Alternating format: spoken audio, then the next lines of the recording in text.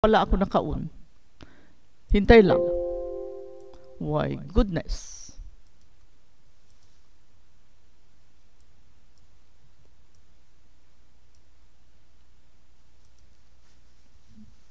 Hello po mga kababayan ko. This is Philcor Ellen. Live naman po ulit tayo. This is another episode of our live streaming. Dito lang nating pagtunghayan kung sino talaga ang totoong buhaya sa kaban ng bayan, mga kababayan ko. At you have to remember, mga kababayan ko, na noong last budget hearing, lalo na sa OBP, pinahirapan nila. Ito lang ang agency sa gobyerno, ang OBP, na nakaapat na ulit-ulit na paghihiring, 4 na bisis, mga kababayan ko. So, kasi gustong kunin ng buhaya ang ibang budget ng OBP, mga kababayan ko. Okay? So, kaya pag-alaman natin, pag-alaman natin kung sino talaga ang buhaya dito sa kaban ng bayan. Kasi, last time, yung budget ng OBP ay 2 billion, pinagkakat nila ng 733 million lamang. At saka yung ibang mga pera na doon sa 2 billion na 1 something billion ay ipag-distribute daw nila sa DOH at saka sa DPWH, mga kababayan ko. Kaya dyan natin pagtunghayan, mga kababayan, kung sino talaga ang buhaya ng bansa. Pero sa ngayon, hindi natin pa alam kung ano na nangyari sa final hearing nila, kung naaprubahan ba o hindi ang budget ng OBP natin. Okay, so pagsimulahan na natin dito, mga kababayan ko, ang okay, so mga kababayan ko, dito natin pag-alaman kung sino ang totoong buhaya sa kaban ng bayan. According to BP Sara, si BP Sara ang nagsabi na sila lang dalawa ang sila lang dalawa ang magdesisyon sa budget ng kaban ng bayan na ibigay sa mga ahensya ng gobyerno, mga kababayan ko. So nakita ninyo sino ang buhaya sa bansa, mga kababayan ko. Ito talaga ang buhaya, mga kababayan ko. Okay? So tuloy po tayo, mga kababayan ko.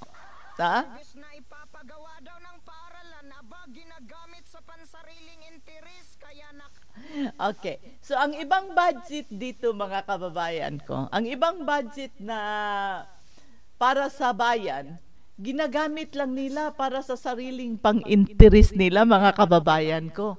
Itong dalawa na ito, may dalawa na ito. Okay, so, kahit isa lang ipapakita ko, alam na ninyo kung sinong kasama niya. Pinagbibida na yan ni BP Sara Duterte. Okay, mga kababayan ko. Okay, okay po, mga kababayan. So, patunghayan natin. Dapat imbestigahan din kayo kasi napaka-unfair. Okay, so ang itong dalawa na ito, mga kababayan, dapat talaga itong imbestigahan. Kasi napaka-unfair talaga, mga kababayan, pag hindi ito imbestigahan. Okay? So kailangan din itong imbestigahan. Okay?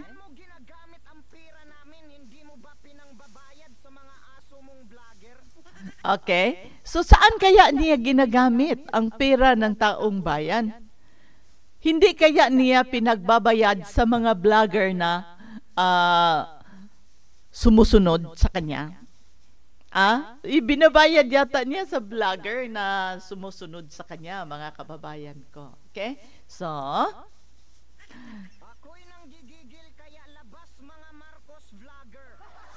okay, so kaya nga, mga kababayan ko, itong mga Marcos vlogger, Romualdez vlogger, mga mayabang kasi may malaking bayad itong buhayang ito. Okay?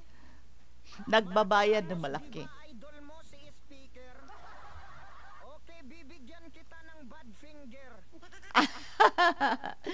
Okay ba naman ito si speaker, ha? Mabait ito siya, pero iwan ko ba bakit siya ngayon sobra ang damot niya sa mga tao na hindi kakampi sa administration. Okay? Sobrang damot niya. Halos hindi niya bigyan ng budget. Kaya dito tayo Bibigyan din dito kita tayo ng bad malulula finger. sa kanya, mga kababayan ko. Mali siya, di Mm. ba idol mo si speaker? Kaya nga mga vlogger na may bayad, idol nila si Speaker Romualdez. Kasi malaki ang bayad. At saka yung mga congressman na nasa squad committee, mga himod-puwit din yan kay Speaker. Okay? So, ganun lang yon sila, mga kababayan ko. Bibigyan din kita ng bad finger. Okay. So, minsan, mga kababayan ko, pag makakita ako nitong mga taong ito, minsan makaisip akong, ang sarap ninyong bigyan ng masamang finger. Okay, so gusto ko nang i-bad finger pero wag na kasi mahirap na yan. Bad yan, bad. Bad yan sa Panginoon. Kaya wag na yan. Okay? Freddy Balira, Mike Abi, Coach Jarrett, di ba idol nyo si speaker? Okay. So itong mga idol nila, si Speaker, ito si Mike Abi, kaya pala grabe siya pag bumira ni Sara at saka ni former President Duterte. Kasi malaki pala itong bayad kay Tamba Buaya. Okay, si Cash Jarrett. Kaya tinatawag na yan siyang Cash Jarrett. Kasi tumatanggap siya ng cash. Sino pa? Mayroon pang iba dyan. Marami yan sila. Ito lang dalawa ang naalala ko. Na grabe pag bumira. At grabe pag magpuna sa Dutertes. Pero, ito ang idol nila. Okay? So, Okay, bibigyan ko din kayo ng bad finger. at ito ding mga vlogger na sinasabi ko, ang sarap ding bigyan ng yung bang sa gitnang finger, yung bad finger na yan. Okay? Kasi makakainis din. Duterte supporters, inuutosan ko kayo na ipaabot nyo ang aking bad finger sa lahat ng mga Marcos vlogger. Okay. Sa mga Marcos vloggers, Habang naghihirap ang tao, habang naghihirap ang taong bayan, kayo din ay kampi kayo kay Marcos. Huwag na sana. Okay? So, pero, ganun kayo. ang mga buhaya pinagtakpan at pinupuri ng mga vlogger na dapat ay sinusupil. Ang mga buhaya sa bansa, pinagtakpan nila ang mga vlogger na kumakampi sa kanila. Dapat supilo nila yung mga taong ganyan. Pero hindi. Hindi nga. Okay? Sa lahat ng Marcos vlogger ako Ah. ang gigigil. So, sa mga vlogger na kumakampi sa hindi tama, hindi maiwasan, manggigigil tayo, di ba? Di ba, mga kababayan ko? Pero wag na lang natin silang pansinin.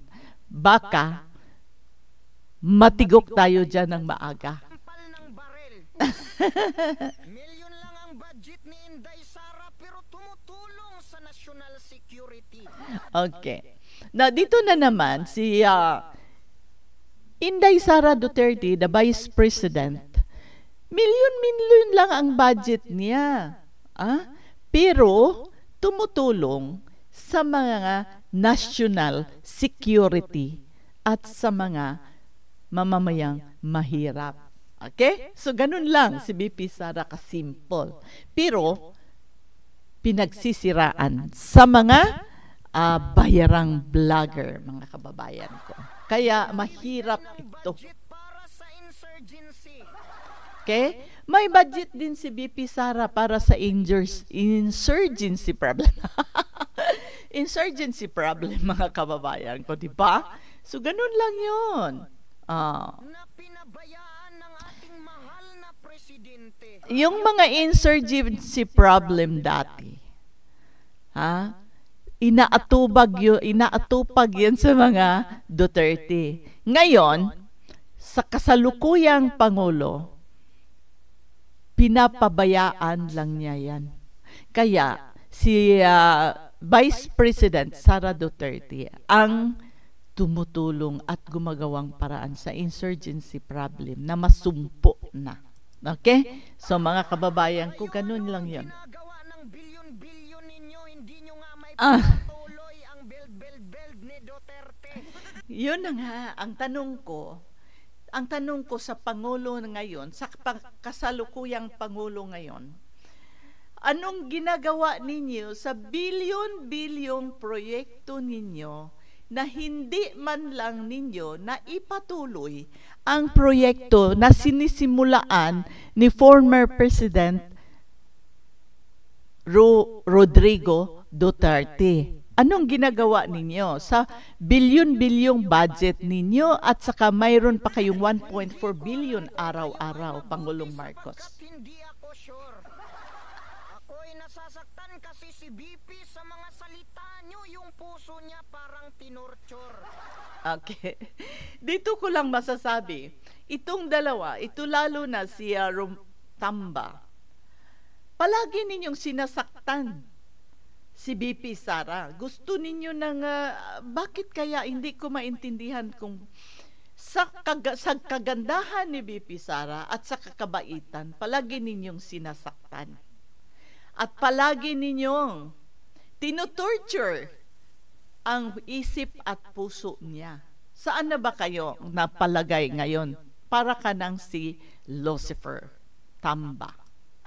Hindi nyo may pagkaila, siya ay merong infrastructure. Kaya nga. At saka hindi ninyo kapag deny, hindi ninyo maipagkail na mayroong infrastructure si BP Sara. 'Di ba? Tama ba? Kayo, ano ang ginagawa nyo? Puro papik. Ikaw, Tamba, kayo diyan sa Kongreso, ano bang nagagawa ninyo? Mamimigay ng ayuda na wala namang kalamidad at nakabalandra ang pangalan mo. Ano ka ba? Picture. At pa-picture ka lang. Mga Pilipino ay mahahati.